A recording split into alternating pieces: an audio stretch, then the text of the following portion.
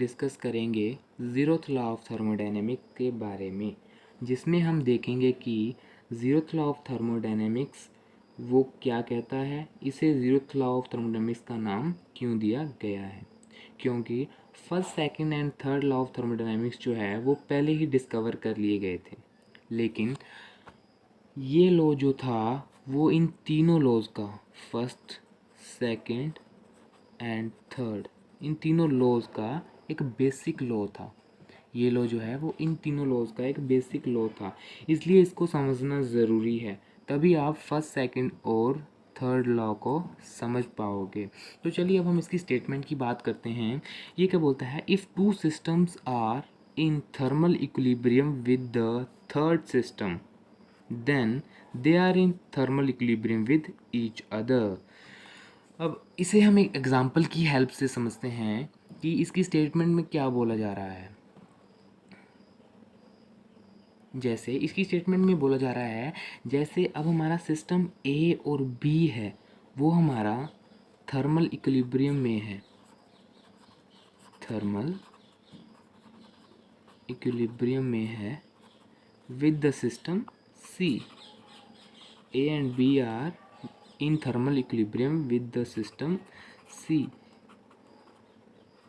अब thermal equilibrium का क्या मतलब होता है?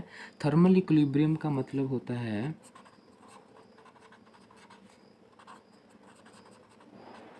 प्रियम, इसका मतलब होता है there is no transfer of heat. Thermal equilibrium का मतलब होता है there is no transfer of heat.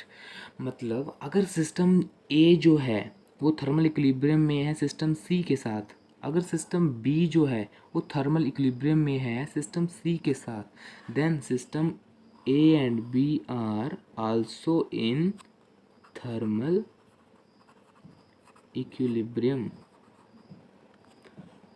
Then system A and B are also in thermal equilibrium. अब देखिए थर्मल इक्विलिब्रियम मतलब no transfer of heat, no transfer of heat. तो अब मैं इसको एग्जांपल की हेल्प से समझाऊंगा, क्योंकि इसमें मेन बात की हुई है थर्मल इक्विलिब्रियम की। ठीक है, जैसे हम एग्जांपल के रूप में ले सकते हैं, जैसे सिस्टम हमारा ए है, उसका हमारा टेम्परेचर जो है वो है 70 डिग्री।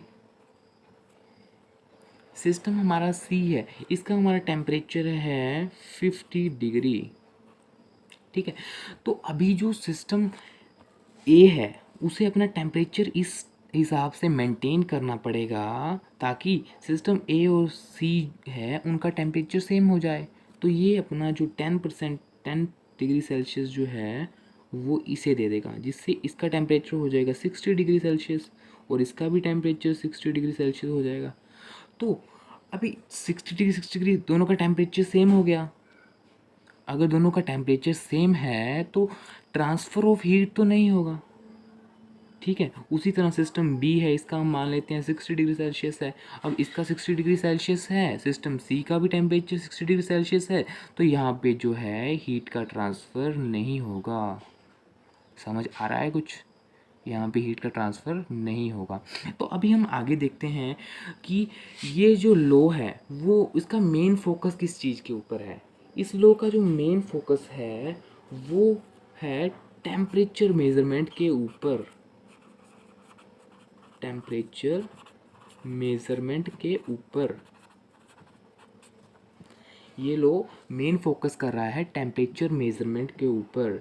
अब जैसे कि हम जानते हैं कि जो हमारा टेम्परेचर है वो हमारा इंटेंसिव प्रॉपर्टी होता है, इंटेंसिव प्रॉपर्टी होता है।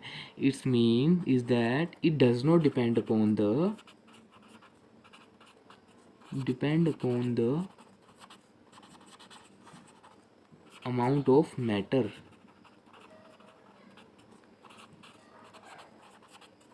ये अमाउंट ऑफ मैटर के ऊपर डिपेंड नहीं करता है।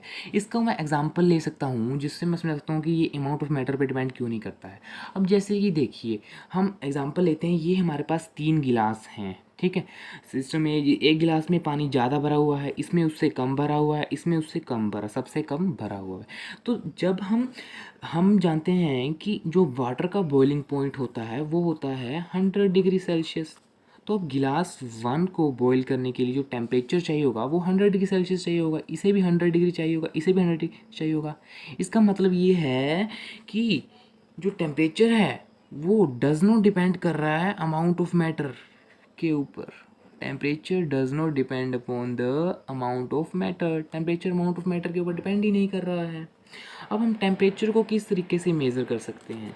हम टेम्परेचर को मेज़र करते हैं थर्मोमीटर की हेल्प से। टेम्परेचर को मेज़र करते हैं थर्मोमीटर की हेल्प से। अब थर्मोमीटर क्या होता है? थर्मोमीटर एक ग्लास ट्यूब होती है जिसमें मरकरी भरा हुआ होता है। एक ग्लास ट्यूब होती है, ऐसे इसको हम बना देता हूँ मैं। थर्मोमीटर एक ग्लास ट्यूब होता है जिसमें मरकरी भरा हुआ होता है। अब ये जो मरकरी होता है वो जब कोई टेम्परेचर राइज होता है तो ये मरकरी जो होता है वो एक्सपैंड करता है। तो एक्सपैंड करेगा तो जो थर्मोमीटर में रीडिंग है वो ऊपर की तरफ जाएगी, और जब ये टेम्परेचर कम होता है तो ये कॉन्ट्रैक्ट होता है। टेम्परेचर कम होने के ऊपर ये कॉन्ट्रैक्ट होता है। कॉन्ट्रैक्ट होने पर जो हमारी जो रीडिंग होगी टेम्परेचर की वो नीचे की तरफ आएगी। तो इस तरह से ये लॉ जो है बेसिकली टेम्परेचर के ऊपर फोकस कर रहा है कि हम टेम्परेचर को किस तरह से मेज़र कर सकते हैं।